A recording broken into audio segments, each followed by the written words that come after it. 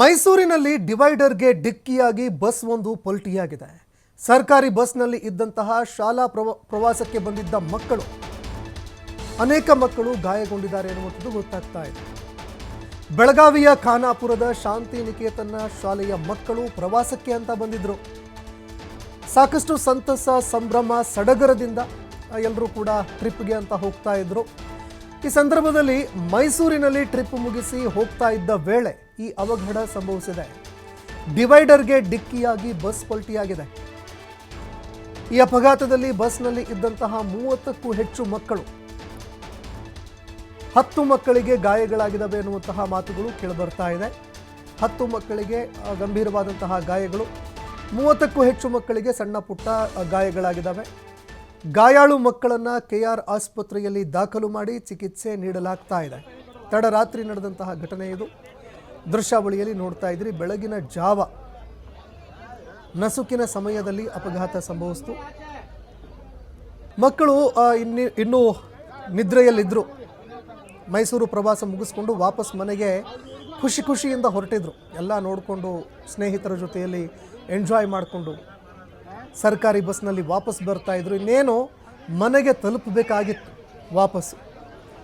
ಆದರೆ ಮಾರ್ಗ ಮಧ್ಯದಲ್ಲಿ ಡಿವೈಡರ್ಗೆ ಡಿಕ್ಕಿಯಾಗಿ ಸರ್ಕಾರದ ಸರ್ಕಾರಿ ಬಸ್ ಪಲ್ಟಿಯಾಯಿತು. ವಾಯುವ್ಯ ಸಾರಿಗೆಯ ಬಸ್ ಇದು. ದೃಶ್ಯಾವಳಿಯಲ್ಲಿ ನೋಡ್ತಾ ಇದ್ದೀರಿ, ಒಂದು ವೀಲ್ ಕೂಡ ತೆರೆದು ಬಿದ್ದಿರುವ ರೀತಿಯಲ್ಲಿ ಕಂಡು ಬರ್ತಾ ಇದೆ. ಅಪಘಾತಕ್ಕೆ ಏನು ಕಾರಣ ಆಯಿತು ಅನ್ನುವಂಥದ್ದು ಈವರೆಗೆ ಸ್ಪಷ್ಟವಾಗಿ ಗೊತ್ತಾಗ್ತಿಲ್ಲ. ಆ ಡ್ರೈವರ್ ನಿದ್ರೆಯ ಮಂಪರಿನಲ್ಲಿ ಏನಾದರೂ ಡ್ರೈವಿಂಗ್ ಮಾಡಿದ್ರಾ ಅಥವಾ ವೀಲ್ ಏನಾದರೂ ಕಳಚಿ ಬಿತ್ತ? ಡಿವೈಡರ್ಗೆ ಡಿಕ್ಕಿ ಆಗೋದಕ್ಕೆ ಏನು ಕಾರಣ ಆಯಿತು ಅನ್ನುವಂತಹ ವಿಚಾರ ಸಂಬಂಧಪಟ್ಟಂತೆ ಈಗ ತನಿಖೆ ಕೂಡ ನಡೀತಾ ಇದೆ. ಟ್ರಾಫಿಕ್ ಪೊಲೀಸರು ಕೂಡ ಸ್ಥಳಕ್ಕೆ ಬಂದರು. ಕ್ರೇನ್ ತರಿಸಿ ಆ ಒಂದು ಬಸ್ಸನ್ನು ಮತ್ತೆ ವಾಪಸ್ ಎತ್ತೋದಕ್ಕೆ ಅಂತ ಮುಂದಾಗಲಾಯಿತು. ಇಲ್ಲಿ ಮೈಸೂರಿಗೆ ಟ್ರಿಪ್ಪಿಗೆ ಕರ್ಕೊಂಡು ಬಂದಿರ್ತಾರೆ. ಇವತ್ತು ನಿನ್ನೆ ರಾತ್ರಿ ಬಂದು ಇವತ್ತು ಮೈಸೂರಲ್ಲಿ ಸೈಟ್ ಸೀಯಿಂಗ್ ಮಾಡಿ ಇಲ್ಲೇ ರೂಮ್ ಹತ್ರ ಹೋಗಬೇಕಾದ್ರೆ ಅವನು ಡ್ರೈವರು ಮೀಡಿಯನ್ಗೆ ಹೊಡೆದ್ಬಿಟ್ಟು ಅದು ಪಲ್ಟಿ ಆಗಿದೆ. ನಿಧಾನಕ್ಕೆ ಬಿದ್ದಿರೋದ್ರಿಂದ ಯಾವುದೇ ಮಕ್ಕಳಿಗೇನು ತೊಂದರೆ ಆಗಿಲ್ಲ. 11 ಜನ ಮಕ್ಕಳಿಗೆ ಚಿಕ್ಕ ಪುಟ್ಟ ಗಾಯ ಆಗಿದೆ. ಅದನ್ನು ನಾವು ಇಮಿಡಿಯೇಟಾಗಿ ಶಿಫ್ಟ್ ಮಾಡಿದ್ದೀವಿ. ಮೂಲತಃ ಎಲ್ಲಿಯವರು ಎಷ್ಟು ದಿನ ಆಯಿತು ಹೊರಟಿ ಅಲ್ಲಿಂದ? ಅವರು ಖಾನಾಪುರದಿಂದ ಬಂದಿದ್ದಾರೆ. ನಿನ್ನೆನೇ ಬಂದಿರೋರು, ಬಂದಿದ್ದಾರೆ. ನಾಳೆ ವಾಪಸ್ ಹೋಗ್ತಾ ಇದ್ರು. ಸೊ ಈಗ ಇವತ್ತು ಹಾಲ್ಟ್ ಇತ್ತು ಅಂತ ಹೇಳಿ ಇಲ್ಲಿ ಈ ಏರಿಯಾದಲ್ಲೇ ಅವರು ರೂಮ್ ಮಾಡಿದರು. ವಾಪಸ್ ಹೋಗಬೇಕಾದ್ರೆ ಇದು ಮೀಡಿಯನ್ ರೋಡ್ ಬಿಟ್ಟು ಪಲ್ಟಿ ಆಗಿದೆ. ಎಷ್ಟು ಜನ ಟ್ರಾವೆಲ್ ಮಾಡ್ತಿದ್ರು ಮ್ಯಾಮ್ ಬಸ್ಸಲ್ಲಿ? 35 ಜನ. ಓಕೆ ಮೇಡಮ್, ಈಗ ಹಾಸ್ಪಿಟ್ಲಿಗೆ ಯಾವ ಹಾಸ್ಪಿಟ್ಲಿಗೆ ಸರ್? ಇಲ್ಲಿ ಹತ್ತಿರದಲ್ಲಿ ಯಾವುದೋ KR ಹಾಸ್ಪಿಟ್ಲ್ ಇರ್ಬೋದು, ಮಣಿಪಾಲ್ ಇರ್ಬೋದು, ಯಾವುದೇ ಒಂದು ಹಾಸ್ಪಿಟ್ಲ್ ಇದೆ ಎಲ್ಲದಕ್ಕೂ. ಮೇಡಮ್, ಯಾವ ಸ್ಕೂಲಿಂದ? ಪಬ್ಲಿಕ್ ಸ್ಕೂಲ್ ಶಾಂತಿ ನಿಕೇತನ. ಮೇಡಮ್, ಪೊಲೀಸ್ ಕಡೆಯಿಂದ ಎಷ್ಟು ಬೇಗ ಇದೆಲ್ಲ ಕ್ಲಿಯರ್ ಆಯಿತು? ಒಂದು 5 ನಿಮಿಷದಲ್ಲೇ ನಾವು ಎಲ್ಲರೂ ಆಫೀಸರ್ಸ್ ಬಂದು ಕ್ಲಿಯರ್ ಮಾಡಿದ್ದೀವಿ. ಏನು ಬಸ್ಸು ಸಹ ಈಗ ತೆಗೆದಿದ್ದೀವಿ. Okay, thank you. ಇಲ್ಲಿ ಮೈಸೂರಿಗೆ ಟ್ರಿಪ್ಪಿಗೆ ಕರ್ಕೊಂಡು ಬಂದಿರ್ತಾರೆ.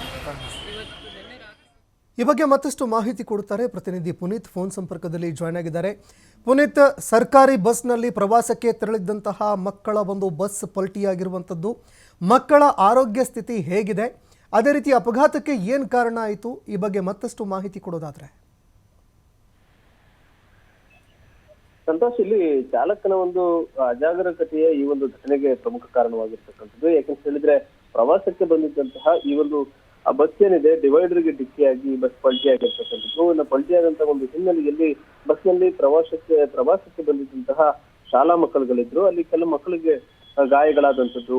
ಆ ಒಂದು ಸಂದರ್ಭದಲ್ಲಿ ಆ ಮಕ್ಕಳನ್ನ ಅಲ್ಲಿ ಮೈಸೂರಿನ ಆಸ್ಪತ್ರೆಗೆ ದಾಖಲಿಸುವಂತಹ ಒಂದು ಕೆಲಸವನ್ನು ಕೂಡ, ಅಂದ್ರೆ KR ಆಸ್ಪತ್ರೆ ಇದೆ, ಅಲ್ಲಿಗೆ ದಾಖಲಿಸುವಂತಹ ಒಂದು ಕೆಲಸ ಆಗಿರ್ತಕ್ಕಂಥದ್ದು. ಸ್ಥಳಕ್ಕೆ ಏನು ಮೈಸೂರು ನಗರ ಪೊಲೀಸ್ ಆಯುಕ್ತರಾಗಿರುವಂತಹ ಶ್ರೀಮಲ್ ಅಕ್ಷರ್ ಅವರು ಕೂಡ ಭೇಟಿಯನ್ನು ಕೊಡ್ತಾರೆ. ಅಲ್ಲಿ ಪರಿಶೀಲನೆಯನ್ನು ಮಾಡ್ತಕ್ಕಂಥ ಕೆಲಸವನ್ನ ಮಾಡ್ತಾರೆ. ಇನ್ನು ಬಸ್ನ ಮಾಹಿತಿಯನ್ನು ನೋಡಿದಂತಹ ಸಂದರ್ಭದಲ್ಲಿ ಈ ಒಂದು ಘಟನೆ ಏನು ಮೈಸೂರಿನ ಫೌಂಟೇನ್ ಸರ್ಕಲ್ ಏನಿದೆ, ಆ ಒಂದು ಸರ್ಕಲ್ ನ ಡಿವೈಡರ್ಗೆ ಡಿಕ್ಕಿ ಹೊಡೆದಿರ್ತಕ್ಕಂಥದ್ದು. ಡಿಕ್ಕಿ ಹೊಡೆದಂತಹ ರಭಸಕ್ಕೆ ಬಸ್ ಪಲ್ಟಿ ಆಗಿರ್ತಕ್ಕಂಥದ್ದು. ಇನ್ನು ಬೆಳಗಾವಿಯ ಖಾನಾಪುರದಿಂದ ಶಾಂತಿ ನಿಕೇತನ್ ಅನ್ನೋ ಶಾಲೆಯ ಮಕ್ಕಳು ಮೈಸೂರಿನ ಪ್ರವಾಸಿ ತಾಣಗಳನ್ನ ನೋಡ್ಲಿಕ್ಕಾಗಿ ಇಲ್ಲಿಗೆ ಆಗಮಿಸಿರ್ತಾರೆ. ಇನ್ನು ನಿನ್ನೆ ಆ ಒಂದು ಪ್ರವಾಸವನ್ನು ಮುಗಿಸಿ ತೆರಳುವಂತಹ ಸಂದರ್ಭದಲ್ಲಿ ರಾತ್ರಿಯ ವೇಳೆ ಈ ಒಂದು ಘಟನೆ ನಡೆದಿರ್ತಕ್ಕಂಥದ್ದು. ಇನ್ನು ಬಸ್ನಲ್ಲಿ 30ಕ್ಕೂ ಹೆಚ್ಚು ಮಕ್ಕಳಿದ್ರು. ಅದರಲ್ಲಿ 10 ಮಕ್ಕಳಿಗೂ ಹೆಚ್ಚು ಮಕ್ಕಳಿಗೆ ಗಾಯಗಳಾಗಿದ್ದಂಥದ್ದು. ಆ ಒಂದು ಹಿನ್ನೆಲೆಯಲ್ಲಿ ಆ ಮಕ್ಕಳಿಗೆ ಚಿಕಿತ್ಸೆಯನ್ನು ಕೊಡಿಸ್ತಕ್ಕಂಥ ಒಂದು ಕೆಲಸವನ್ನ ಮಾಡ್ಲಾಗ್ತಾ ಇರ್ತಕ್ಕಂಥದ್ದು. ಆದ್ರೆ ಯಾವುದೇ ರೀತಿಯಾದಂತಹ ಪ್ರಾಣಾಪಾಯಗಳಿಲ್ಲ ಅನ್ನೋ ಒಂದು ಮಾಹಿತಿ ಕೂಡ ಲಭ್ಯವಾಗಿರ್ತಕ್ಕಂಥದ್ದು.